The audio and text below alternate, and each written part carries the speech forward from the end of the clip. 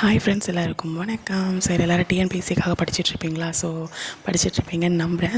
இவ்வளோ நாள் video வராதுக்கான reason என்னது அப்படின்னா, எனக்கு டைமிங் செட் ஆகலை. இதில் எடிட் பண்ணுறது, அதில் டெக்ஸ்ட் போடுறது, இந்த மாதிரி காரணத்துலாம் எனக்கு கொஞ்சம் டைமிங் இதாகிட்டே இருந்துச்சு.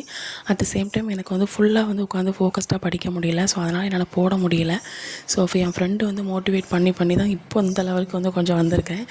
இப்போ அகைன் மறுபடியும் நான் வீடியோ போட போகிறேன். எந்த டைமிங் வரும் அப்படின்னா, ஆஃப்டர்நூன் கரெக்டாக 2:30க்கு உங்களுக்கு வீடியோ வந்துடும்.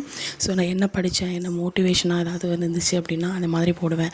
என்னுடைய ரொட்டீன் எப்படி இருக்கும், அதாவது ஸ்டடி ரொட்டீன் எப்படி இருக்கும், இந்த மாதிரி நிறைய விஷயங்களை உங்ககிட்ட நான் ஷேர் பண்ண போகிறேன்.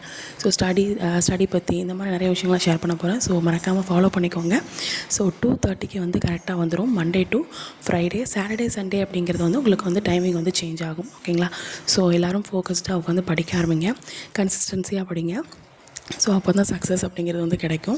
ஓகேங்களா? ஒரு நாள் படிக்காட்டிலும் பரவாயில்ல, அடுத்த நாள் மறுபடியும் எடுத்து படிங்க. என் ஃப்ரெண்டு எனக்கு கொடுத்த அட்வைஸ் தான் இது.